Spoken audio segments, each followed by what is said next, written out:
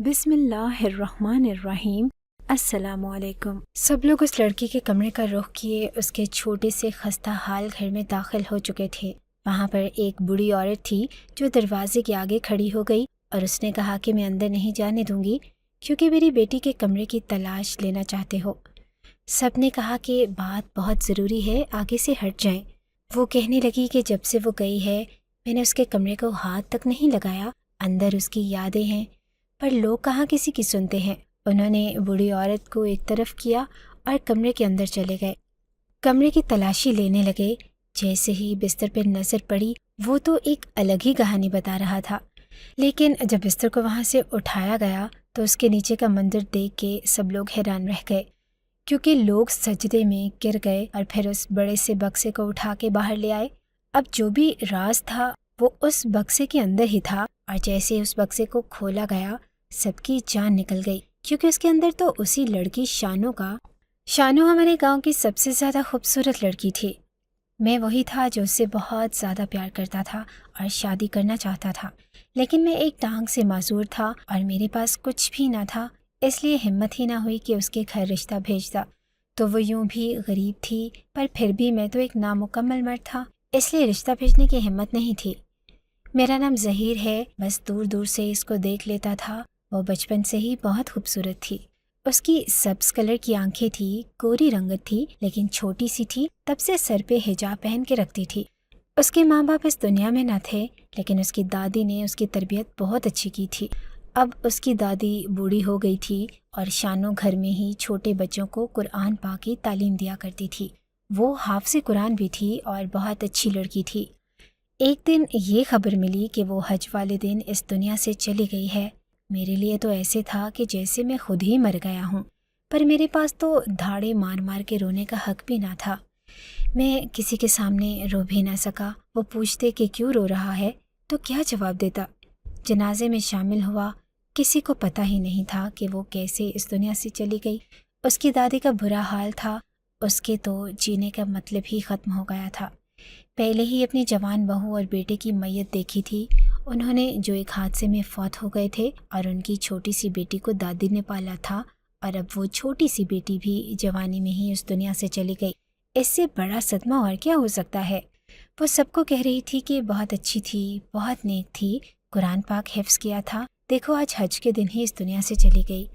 سب لوگ بھی یہی کہہ رہے تھے کہ واقعی بہت نیک لڑکی تھی، وہ تو اس دنیا سے چلی گئی، اس کو تو سکون مل گیا، لیکن رونے والوں کی فہرست میں سب سے زیادہ نقصان میرا ہوا تھا۔ شاید میں کبھی اس سے اپنے دل کی بات کرتا اور اس کو حاصل کر ہی لیتا، پر ایسا نہ ہو سکا۔ اب میں روز اس کی قبر پر جاتا تھا اور جتنی دیر تک میرا دل کرتا میں بیٹھا رہتا۔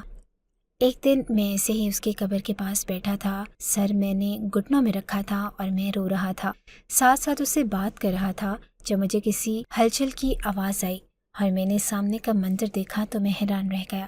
میں نے پتھر اٹھایا اور اس کتے کو دے مارا۔ وہ شانو کی قبر پر پیشاب کر رہا تھا۔ مجھے بڑا برا لگا، یہ کیا حرکت تھی؟ قبر کی بے حرمتی کو تو بہت برا سمجھا جاتا ہے، اور یہ کیا کہ اس نے یہاں پر آ کر ایسی حرکت کر دی۔ میں نے جلدی جلدی اس جگہ سے مٹی ہٹا دی اور قبر کو صاف کرنے لگا۔ میں روز یہ قبر کو صاف کرتا تھا، کبھی اس پہ پتے گر جاتے تو ان کو ہٹا دیتا، وہاں بیٹھا رہتا تھا۔ اب تو لوگوں نے بھی باتیں کرنی شروع کر دی تھی، مجھے کچھ لوگوں نے دیکھ بھی لیا تھا۔ پہلے میں چپ کر کے جاتا تھا اور جب کوئی مجھے دیکھتا تو میں وہاں سے بھاگ جاتا، لیکن اب میں سرعام بیٹھتا تھا، کیونکہ جس سے مجھے محبت تھی وہ اس دنیا سے تو چلی گئی تھی۔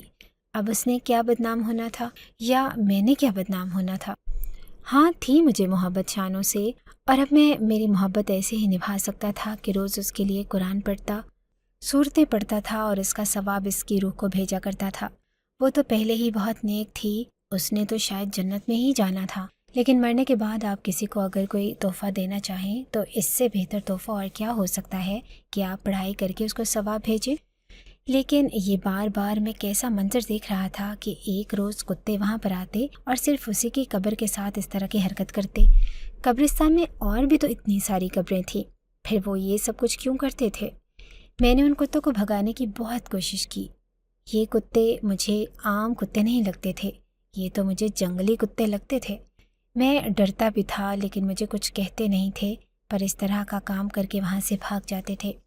जाहिर है छोटा सा गांव था हमारा, हर बात लोगों तक पहुँचती थी। ये बात भी गांव के रखवाले तक पहुँच गई, जो कि चौधरी साहब थे और उस गांव के बड़े भी थे और बुजुर्ग भी। उन तक ये बात पहुँच गई कि जो मासूम और नेक लड़की इस दुनिया से गई है, उसकी कब्र के साथ ऐसे हो रहा है और कुत्ते ऐसा करके जाते हैं। अब ये बात सबको पता चल गई कि कुत्तों को लाख रोकने के बावजूद भी नहीं रुक रहे थे।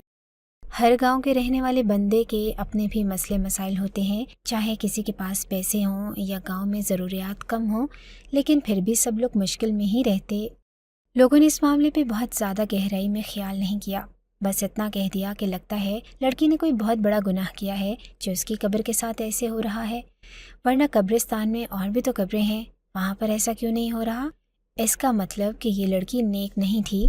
एक आदमी बीच में से उठा और कहने लगा कि नेक होती तो ऐसा थोड़ी होता, और फिर चौधरी साहब पूरे गांव की सबसे खूबसूरत लड़की थी। वो ना इसके सर पे बाप था, न माँ थी, एक दादी जिसको ठीक से नज़र भी नहीं आता। घर में भी ये दोनों औरतें अकेली रहती थीं। हो सकता है कोई ऐसा मामला हो कि इसके मरने के बाद ये सब कुछ बताने के लिए ही ऐसा हो रहा हो, क्योंकि कुछ गुनाह ऐसे होते हैं जिसकी सज़ा आपको मरने के बाद भी मिलती है। मुझे तो लगता है कि शानो बदकिरदार थी, बदकिरदार। अरे जब वो इतनी खूबसूरत थी तो फिर वो नेक कैसे हो सकती थी। मुझे तो ये समझ नहीं आती कि लोग दूसरों के मामले में इतना बढ़ चढ़ के क्यों बोलते हैं। कैसे इनकी ज़ुबानें इतनी लंबी हो जाती हैं। इस दुनिया से चली गई तो क्या हुआ, इस गांव की बेटी थी। वो सब लोग अब बातें करने लगे कि हाँ बड़ी गुरूर में रहती थी, किसी को मुंह भी नहीं लगाती थी, बस अपनी मस्ती में रहती थी और हिजाब पहनती थी, तो इसका मतलब ये तो नहीं कि बड़ी नेक थी। कुछ तवाइफें भी तो अपना मुंह छुपाने के लिए बुर्का पहन लेती हैं, तो क्या वो पर्देदार बीबियां बन जाती हैं। कितनी अजीब बात है ना कि जिस लड़की की पाक दामनी की गवाही पूरा गांव देता था, आज लोग उसके नाम के साथ तवाइफों का नाम लगा रहे थे और उसे तवाइफों से भी बुरा कह रहे थे। एक आदमी ने तो यहाँ तक कह दिया कि अगर कोई तवाइफ भी मरती है ना तो उसकी कब्र के साथ ऐसा नहीं होता। इसने लगता है कि बहुत ही बड़ा गुनाह किया है। कहीं इसने कोई ऐसा गुनाह तो नहीं किया कि जिसकी वजह से हमारे सारे गांव पे ही कोई मुसीबत आ जाए। इसलिए हमें पता लगाना होगा कि इसने क्या गुनाह किया है। इस बात का जवाब तो उसकी दादी ही दे सकती है। जिन औरतों के बच्चे उस घर में पढ़ते थे, उन्होंने कहा कि हमने तो उस लड़की में कोई गलती नहीं देखी, पर हमें क्या पता, हमारे तो बच्चे वहाँ पढ़ने जाते थे, हम खुद तो नहीं जाती थी। इसलिए हमारे हवाले से आप कोई भी बात ना सच्ची समझें ना झूठी समझें और हमें इस मामले से दूर ही रखें। जाहिर है कोई भी इस मामले में पढ़ना नहीं चाहता था। हमारे गांव में वैसे भी इस तरह की हरकतें होती रहती थी और गवाहियाँ बहुत चलती थी। मामला किसी और का होता था, बुला किसी और को जाता था। जब ये मामला हुआ तो मुझे भी बुला लिया गया। वो लोग मेरे घर आए और उन्होंने दरवाज़ा पीटना शुरू कर दिया। किसी ने बता दिया कि मैं ही शानू की कब्र पे दिन रात बैठा रोता रहता हूँ। शायद मैंने ही उसके साथ कोई चक्कर चला रखा था जिसकी सज़ा अब उसको मिल रही है। जब मुझे पूछा गया तो मैंने बता दिया कि ये सच है कि मैं उसकी कब्र पे जाता हूँ और वहाँ बैठ के रोता भी हूँ, क्योंकि मैं इससे प्यार करता था। लेकिन मैंने इससे ये बात कभी नहीं बताई थी और ना ही इसने कभी मेरी तरफ देखा था। सबने कहना शुरू कर दिया कि फिर तेरी वजह से ही तो ये सब कुछ हो रहा है, तूने ही शायद ये सब किया है। मैंने कहा कि क्यों, किसी से प्यार करना गुनाह है? अगर गुनाह है तो मुझे भी मार दो और मेरी भी कब्र बना दो, मुझे कोई परवाह नहीं है। लेकिन मैं कसम खा के कहता हूँ कि मेरा इसके साथ सलाम दुआ भी कोई रिश्ता नहीं था। बस मुझे अच्छी लगती थी, लेकिन मैं जानता था कि मैं इसके लिए सही मर्द नहीं हूँ। इसलिए मैंने कभी इसके घर रिश्ता नहीं भेजा और शादी की बात नहीं की थी। यहाँ तक कि खुद से भी उसको पुकारने की कभी कोशिश नहीं की। कुछ लोगों ने मेरे हक़ में गवाही दी। उन्होंने कहा कि ये नहायत ही बेज़रर और अच्छा इंसान है। हमें नहीं लगता कि ये झूठ बोल रहा है और किसी को प्यार करना कोई गलत बात तो नहीं है। इसने कुछ किया तो नहीं था। जितनी शानो खूबसूरत थी उसके तो इस गांव में बहुत से दीवाने थे। बात बड़ी उलझ गई थी। बार बार पंचायत बैठ रही थी तो इसमें एक लड़का भी था। वो पहले पंचायत में नहीं बैठता था। मैंने एक आदमी से पूछा कि ये कौन है, तो उसने कहा कि ये तो चौधरी साहब का बेटा है। बहुत ही खूबसूरत लड़का था। मुझे ऐसा लगता था कि अगर शानो जिंदा होती तो शायद वो इस लड़के के काबिल थी और ये उसके साथ खड़ा हुआ अच्छा लगता। वो इतनी खूबसूरत थी कि उसके साथ कोई आम मर्द खड़ा हुआ बिल्कुल भी अच्छा न लगता। लेकिन ये लड़का शक्ल से मुझे बहुत ही ज़्यादा गुस्से वाला लगता था। पहली दफ़ा पंचायत में बैठा था। चौधरी साहब भी उसको बहुत प्यार करते थे और बार बार उससे मशवरा मांग रहे थे, जबकि मुझे नहीं लगता था कि इसको समझ आ रही थी, क्योंकि सुनने में आया था कि वो बाहर के मुल्क से पढ़ाई करके आया था और अपने बाप का शहजादा बेटा था। उसका नाम रजब था। कुत्ते तो रोज़ आकर उसी तरह की हरकतें करके जाते थे। अब तो उस कब्र के पास खड़ा भी नहीं हुआ जाता था, वहाँ से गंदी बदबू आती थी और बार बार कब्र को साफ करने की वजह से उसकी मिट्टी भी कम हो गई थी। ऊपर नई मिट्टी डाल दी गई। मेरे पास कुछ पैसे थे जो मैंने जमा कर रखे थे। मैंने कहा कि मैं कब्र पक्की करवाऊंगा। अब मैंने कब्र पक्की करवा दी और अब मैं वहाँ पर रोज़ अगरबत्तियाँ भी लगाता था, लेकिन फिर भी कुत्तों की रूटीन नहीं बदल रही थी। वो एक ही टाइम पर वहाँ पर आते थे और एक दिन तो सामने का मंजर देखकर हैरान रह गया कि उसकी कब्र जो मैंने पक्की करवाई थी वो टूट चुकी थी। हो सकता है कि किसी ने कब्र तोड़ी हो, लेकिन देखने से ऐसे लग रहा था कि जैसे कब्र खुद से ही टूटी है और थोड़ा उभार सा आया था। लोग कह रहे थे कि कब्र फटने वाली है। अब तो सबको यकीन हो गया कि मामला बहुत ही ज़्यादा गड़बड़ है और अब इस सवाल का जवाब इसकी दादी ही देगी। जब हम उसकी दादी के पास गए तो वो रोने लगी। अब वो लोगों के रहमो करम पे आ गई थी। कोई उसको खाना देता था तो खा लेती थी, नहीं तो नहीं खाती थी। मैं भी अक्सर उनके घर खाना भेजा करता था, लेकिन मेरे पास खुद भी कुछ नहीं होता था। जो पैसे थे वो मैंने कब्र पक्की करवाने में लगा दिए थे। वो अपनी पोती की तारीफ़ें करने लगी कि वो तो ऐसी नेक थी, अगर नेक ना होती तो हज के दिन क्यों फौत होती। सबने कहा कि दादी, हज के दिन और भी बहुत से लोग फौत हुए थे। इसका मतलब ये नहीं कि वो सारे नेक होते हैं। एक दिन में न जाने कितने लोग फौत होते हैं। 12 रबीउल अव्वल पे भी लोग मरते हैं, मुहर्रम के दिनों में भी लोग मरते हैं। इसका मतलब ये नहीं कि वो सब नेक होते हैं। आप बस हमें इसका कमरा दिखा दो, क्योंकि उसके कमरे से ही पता चलेगा कि वो क्या करती रहती थी। दादी कहने लगी कि मैंने तो खुद उसके कमरे को हाथ नहीं लगाया। मैं तो आज तक उसके कमरे में नहीं गई, बस वहाँ उसकी यादें बसी हैं। मैंने ऐसे ही कमरे को बंद कर दिया। सबने कहा कि अब तो कमरा खोल के ही देखना पड़ेगा, तभी पता चलेगा, पर दादी मना करने लगी।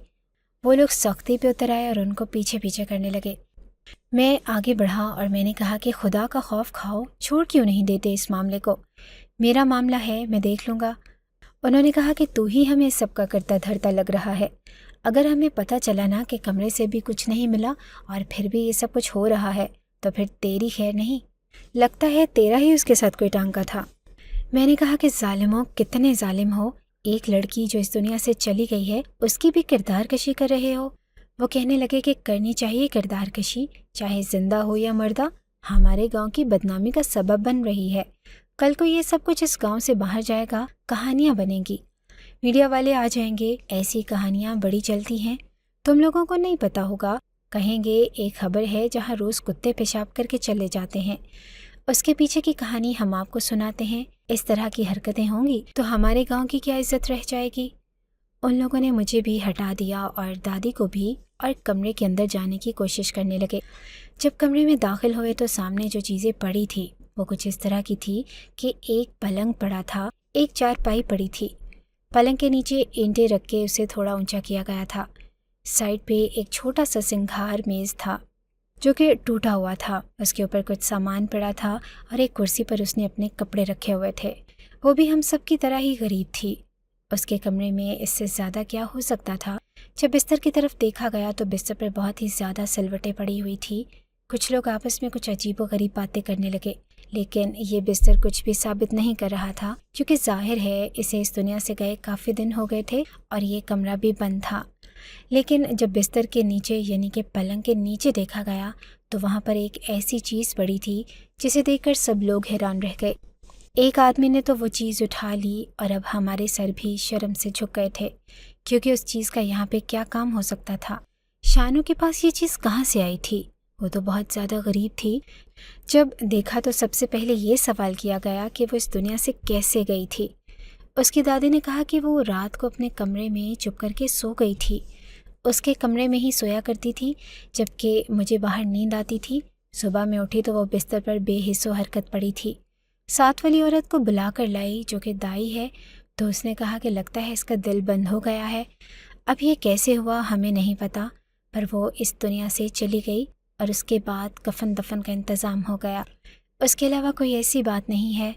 वो कहने लगे कि चल दादी तू भी चल اور مجھے کہا کہ اوے لنگڑے تو بھی چل، اب تو یہ بات پنچایت میں ہی ہوگی۔ جس آدمی نے یہ بتایا تھا کہ ایسے معاملوں میں میڈیا والے آ جاتے ہیں، وہ شہر میں رہتا تھا لیکن پیدا اسی گاؤں میں ہوا تھا اور اپنے آپ کو بڑا سمجھدار سمجھ رہا تھا اور ہر معاملے میں آگے آگے بول رہا تھا۔ اس کا نام نذیر تھا۔ اس نے کہا کہ مجھے سارا معاملہ سمجھ آ گیا ہے، پر اس سے پہلے ہمیں پتہ کرنا ہوگا کہ یہ چیز کس مرد کی ہے، کیونکہ وہ ایک مردانہ چیز تھی۔ خیر پنچایت بیٹھ گئی، عدالت کا ایسا ماحول بن گیا۔ صرف میں اور شانو کی دادی ہی اس کے حق میں تھے، ورنہ تو یہاں سب لوگ ایسے بیٹھے تھے جو اس کے مرنے کے بعد بھی اسے بدنام کر چکے تھے یا پھر کرنا چاہتے تھے۔ چودھری صاحب کا انتظار تھا، وہ بھی آ گئے، لیکن اس کے ساتھ ان کا بیٹا نہیں آیا۔ اب سب لوگ چودھری صاحب کے فیصلے کا انتظار کر رہے تھے، لیکن پہلے تھوڑا بہت بتایا گیا کہ معاملہ کیا ہوا ہے۔ معاملہ یہ تھا کہ جب شانو کے بستر کو ہٹایا گیا تو اس کے نیچے ایک اسمارٹ موبائل پڑا تھا، وہ بھی آئی فون۔ ایک جوان لڑکی جو کہ غریب ہے، اس کے سر پہ نہ باپ ہے نہ ماں ہے، نہ کوئی بھائی ہے، اور وہ بچوں کو قرآن پڑھاتی ہے۔ اس کے پاس اتنا مہنگا 3.5 لاکھ والا موبائل کیسے آ سکتا ہے؟ ظاہر ہے کہ اس کو کسی نے لے کر دیا تھا، اور اگر اس کے پاس موبائل تھا اور اس نے اپنے بستر کے نیچے بکسے کے اندر چھپا کے رکھا تھا تو پھر اس موبائل سے وہ کیا کرتی ہوگی؟ لیکن اس موبائل پہ لاک لگا ہوا تھا۔ اب یہ پتہ لگانا ضروری تھا کہ موبائل کے اندر سے کوئی ایسی بات مل جائے جس سے پتہ چل جائے کہ وہ کیا کرتی رہی ہے۔ یہ جو سمجھدار آدمی تھا، اس نے کہا کہ اس کو لاک لگا ہے، لیکن میں اس کا لاک کھول سکتا ہوں، مجھے یہ کام آتا ہے، پر 1 دن کا وقت لگے گا۔ چودھری صاحب نے بھی کہہ دیا کہ ٹھیک ہے، اور مجھے بھی کہہ دیا گیا کہ اگر وہ تجھ سے باتیں کر رہی تھی اور تو نے یہ سب کچھ لے کر دیا ہے تو پہلے بتا، نہیں تو بعد میں رعایت نہیں ہوگی۔ میں نے کہا کہ میں غریب آدمی ہوں، میرے پاس اتنے پیسے کہاں سے آئے؟ لیکن یہ سن کر میں بھی تھوڑا پریشان ہو گیا کہ موبائل واقعی اس کے کمرے سے ملا تھا، اور اس کی بوڑھی دادی کو ان چیزوں کا کیا پتا کہ وہ وہاں سے موبائل اٹھا لیتی ہے۔ اسے پتا ہوتا کہ موبائل اتنا مہنگا ہے اور ایسا تھا تو پھر سوال تو یہ تھا کہ موبائل اس کے پاس آیا کہاں سے، کیونکہ وہ تو بہت ہی غریب تھی، اور یہ موبائل تو امیر لوگوں کے پاس ہی ہوتا ہے، اور ایک جوان لڑکی موبائل سے کیا کچھ نہیں کر سکتی۔ آج کل وہ زمانے نہیں رہے کہ لڑکیاں گھروں سے باہر جاتی تھیں تو کہتے تھے کہ کچھ ہو جائے گا، کچھ کریں گی، کسی سے ملیں گی۔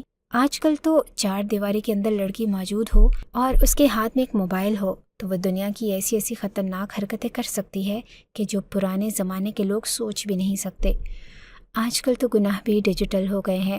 اس آدمی نے شام تک کا وقت مانگا اور کہا کہ شام کو پھر سے پنچایت بیٹھے گی اور میں بتا دوں گا کہ موبائل کس کا ہے۔ وہ لڑکی کی کچھ زیادہ ہی خلاف تھا، اس کے پیچھے کیا وجہ تھی وہ بھی ہمیں پتہ چلے گی۔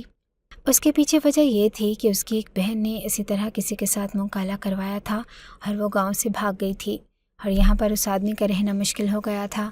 اس وقت یہ صرف ایک جوان لڑکا تھا، لیکن پھر بھی لوگوں نے اسے بہت باتیں سنائی تھیں۔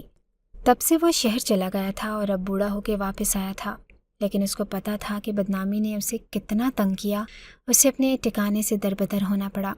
اس لیے شاید ویسی لڑکیوں کے ساتھ خلاف تھا جو اس طرح کی حرکتیں کرتی ہیں، گناہ کرتی ہیں، اور وہ اپنی بہن کا بدلہ لینے کے لیے یہ سب کچھ کر رہا تھا۔ شام ہوئی تو پنچایت پھر سے بیٹھ گئی، اور اس دفعہ چودھری صاحب کا بیٹا رجب بھی وہاں پر بیٹھا تھا۔ جیسے ہی اس آدمی نے کہا کہ یہ فون کس کا ہے، مجھے پتہ چل گیا ہے، تو سب لوگوں کی شکل کچھ عجیب سی نکل آئی کہ پتہ نہیں تھا اب کیا ہوگا۔ اس نے کہا کہ جس لڑکی پر آپ لوگوں نے الزام لگایا وہ لڑکی بالکل بے قصور ہے، کیونکہ جس حاضر کا یہ موبائل ہے اسی کا کیا دھرا ہے۔ یہ موبائل شانو کا نہیں بلکہ اس آدمی کا ہے جس نے شانو کو اس دنیا سے روانہ اس کی عزت کے ساتھ کھلواڑ کیا، اور وہ کسی کو کچھ بتا نہ سکے، اس کی جان کو بھی ختم کر دیا، اور وہ آدمی اس وقت اس پنچایت میں موجود ہے۔ اب اس بوڑھے آدمی کا نظریہ بھی بدل گیا اور لہجہ بھی پتہ چل گیا تھا کہ لڑکی بے قصور تھی۔ اس نے کہا کہ یہ موبائل کسی اور کا نہیں بلکہ چودھری صاحب کے بیٹے رجب کا ہے، اور اس گاؤں میں یہ موبائل صرف رجب کا ہی ہو سکتا تھا، کیونکہ جیسا پہلے بتایا گیا کہ یہ موبائل تو 3.5 لاکھ کا تھا اور کوئی امیر آدمی ہی رکھ سکتا تھا۔ چودھری صاحب بڑے انصاف پسند تھے، لیکن پھر بھی شاید اپنے ایک اکلوتے جوان بیٹے کی بچانے کی کوشش کرتے، لیکن اب تو بات کھل کے سامنے آ گئی تھی۔ چودھری کے انصاف پہ سوال اٹھ سکتا تھا۔ اس نے سب کے سامنے ہی اپنے بیٹے سے پوچھا تو وہ بھی مان گیا، اور اس نے کہا کہ میری شانوں پہ نظر تھی اور میں نے اسے اپنے ساتھ ایک ناجائز رشتہ رکھنے کی آفر دی تھی، پر اس نے میری بات نہیں مانی اور سیدھا کہا کہ آپ لوگ امیر ہیں لیکن آپ لوگوں کی کوئی عزت نہیں ہے۔ میں غریب ہوں لیکن میری عزت ہے، پورا گاؤں مجھے جانتا ہے کہ میں ایک عزت دار لڑکی ہوں، میں تمہارے ساتھ کبھی بھی ایک ناجائز رشتہ نہیں رکھ سکتی، اور اگر تم میرے گھر نکاح کا پیغام بھیجو گے تو میں تم جیسے آدمی سے نکاح بھی نہیں کروں گی۔ اس نے میری بے عزتی کر دی، میرے غرور کو للکارا تھا، اس لیے میں نے اس کے ساتھ یہ سب کچھ کیا، اور اسے مرنے کے بعد بدنام کرنے کے لیے میں نے اپنے ہی سکھائے ہوئے کتوں کو اس کی قبر پہ بھیجنا شروع کر دیا۔ ان کتوں کی ٹریننگ میں نے خود کی ہے، اس لیے میں ان کو جو کہتا ہوں یہ کرتے ہیں، ورنہ قبرستان میں اور بھی بہت سی قبریں ہیں، باقی قبروں کے ساتھ آج تک کسی جانور نے ایسا رویہ کیوں نہیں کیا؟ اس نے سارے سوالوں کے جواب دے دیے۔ وہ آدھی رات کو شانوں کے گھر میں گھسا تھا اور اس کی دادی جس کو کانوں سے کم سنائی دیتا تھا وہ بیچاری دوسرے کمرے میں پڑی رہی اور اسے پتہ ہی نہیں چلا کہ کیا ہوتا رہا۔ اس نے یہ سارے گناہ کیے تھے، اس کا صرف ایک گناہ نہ تھا، اس نے پہلے اس لڑکی کی عزت کو پامال کیا، اس کے بعد اسے اس دنیا سے بھیج دیا اور پھر مرنے کے بعد بھی اس کو بدنام کیا، اس کی قبر کی بے حرمتی کی، اور وہ جو قبر ٹوٹی تھی اور سب کہتے تھے کہ قبر پھٹ گئی ہے وہ بھی اس نے کروائی تھی۔ میری ایک ٹانگ نہ تھی، لیکن جب میں نے یہ سب کچھ سنا تو میں اپنی پوری طاقت آزما کر اس لڑکے کی طرف بڑھا اور میں نے اسے زمین پہ گرا دیا، اور جتنا مجھ سے ہو سکا میں نے اسے مکوں سے نواز دیا، کیونکہ میرا غصہ اسی طرح نکلنے والا تھا۔ لوگوں نے مجھے پیچھے ہٹایا اور چودھری صاحب نے کہا کہ انصاف ہوگا، میں انصاف کروں گا۔ انہوں نے شانوں کی قبر پھر سے بنوائی اور اس کے اوپر 4 دیواری بھی بنوا دی، بہت ہی پیارا سا مقبرہ بنوا دیا، لیکن جو اس کے ساتھ ہوا تھا اس کا ازالہ تو نہیں ہو سکتا تھا۔ اس کی دادی کو رہنے کے لیے جگہ اور اس کے کام کرنے کے لیے نوکرانی رکھ کے دے دی گئی، اور اس کا سارا خرچہ حویلی کی طرف سے بھیجنے اور اس کا علاج کروانے کا حکم دیا، اور اپنے بیٹے کو گاؤں والوں کے سامنے پیش کر دیا کہ آپ لوگ بتائیں کہ اس کو کیا سزا دی جائے۔ لوگ تو کہتے تھے کہ اسے سنسار کر دو، اس کو ایسی سزا دو کہ سب یاد رکھیں، پر پھر بھی لوگوں نے چودھری کے منہ اس کو معاف کرنے کی حامی بھر لی، پر بدلے میں اسے اسی گاؤں کی ایک لڑکی سے شادی کرنے کا کہا گیا جو شانوں کی سہیلی بھی تھی اور بہت زیادہ غریب تھی۔ وہ بالکل ماننے کو تیار نہ تھا، اور اس کی شادی کروائی گئی تاکہ اسے پتہ چلے کہ جس گاؤں کی بیٹی کے ساتھ اس نے یہ سب کچھ کیا ہے اسی گاؤں کی ایک بیٹی اس کے نکاح میں ہے اور اب اس کی ذمہ داری ہے۔ چودھری صاحب نے بھی اس بات پر حامی بھری اور اپنی نگرانی میں نکاح کروایا، اور کہا کہ کل کو اس لڑکی کے ساتھ اگر تھوڑی سی بھی ناانصافی ہوئی تو اس کے ذمہ دار میرا بیٹا ہوگا، اور اس کے بعد اس کا فیصلہ میں آپ کے ہاتھوں میں دے دوں گا۔ ان کی بیٹی کو صحیح کرنے کا یہی طریقہ تھا۔ اس کے ان تیار کردہ کتوں کو بھی اس سے دور کر دیا گیا۔